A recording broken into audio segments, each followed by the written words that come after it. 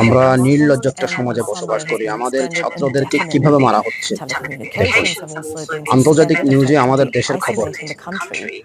Those measures are in place to deter protests against the government's jobs quota system, which have seen violent police crackdowns.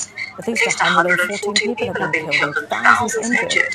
The Supreme Court is now meeting and is expected to hand down এখন a পর্যন্ত decision ৩০০ on উপরে the মানুষ system in আমাদের the coming ছাত্রছাত্রী hours. মারা গেছে। ৩০০ SBR উপরে। correspondent আহত Tanvir Chandra আহত আছে is অনেক joining us বেশি। live from Dhaka.